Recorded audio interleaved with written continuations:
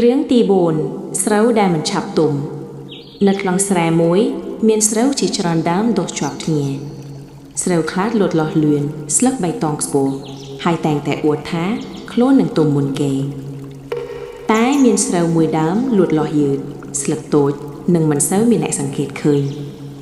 Srau đám nốt tàng tại kệt thà, khluôn xói, nâng mình lõ đột nhẹ đợt tay. Rol bếc xò bóc, vì tàng tại khai thạc khluôn nâng bạc. Phần tái vì mình chụp lụt lọt tê, vì rạ xa cầm lắng nâng khung đám nâng rực. Bê ra đầu cắt srau mà đó, srau để lụt lọt luyện chi trán, bàn tùm môn, tay krop mình bình, nâng nghề bạc. Chầm này srau để lụt lọt nhượt vính, tùm nhượt, tay krop bính, ngún, nâng nguyên cô nâng thiệp lõ. Nẹ cả sĩ có bàn nhường nhấm hay nì dây tha.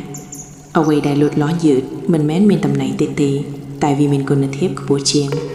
À thân ấy, cùngប្រញាប់ រៀបធៀបខ្លួនជាមួយអ្នកដទៃទេវេលារបស់មនុស្សម្នាក់ៗមិនដូចគ្នាទេកាន់ទី5ទៀនតូចខ្លឹមបន្ទប់ងងឹតមានបន្ទប់មួយងងឹតជានិច្ចមនុស្សនៅទីនោះតែងតែភ័យនឹងមិនអាចឃើញផ្លូវដើរថ្ងៃមួយមានទៀនតូចមួយត្រូវបានដាក់នៅកណ្ដាលបន្ទប់ទៀនតូចគិតថាពន្លឺរបស់ខ្លួនតូចពេកមិនអាចបំភ្លឺបន្ទប់ធំបានឡើយប៉ុន្តែវាទៀនត្រូវបានភ្លឺឡើងពន្លឺតូចនោះបានធ្វើឲ្យមនុស្សអាចឃើញចំហៀនដើរឃើញមុខគ្នានឹងឈប់ហើយបន្ទប់មិនភ្លឺទាំងស្រុងទេប៉ុន្តែវាមិនងងឹតដូចមុនឡើយទៀនតូចបានយល់ថាការធ្វើបន្លឺបន្តិចក៏អាចផ្លាស់ប្ដូរអារម្មណ៍និងជីវិតអ្នកដទៃបានដែរអត្ថន័យការធ្វើល្អតិចតួចក៏អាចបំភ្លឺជីវិតអ្នកដទៃបានដែរចំហៀនតូចមានក្មេងម្នាក់ចង់ឡើងភ្នំខ្ពស់មួយពេលគាត់មើលពីក្រោមភ្នំនោះធំនិងឆ្ងាយណាស់គាត់គិតថាខ្លួនមិនអាចឡើងដល់កំពូលបានឡើយប៉ុន្តែគាត់បានសម្រេចចិត្តដើរតែមួយចំហៀនក្នុងមួយថ្ងៃថ្ងៃដំបូងគាត់ឡើងបានតិច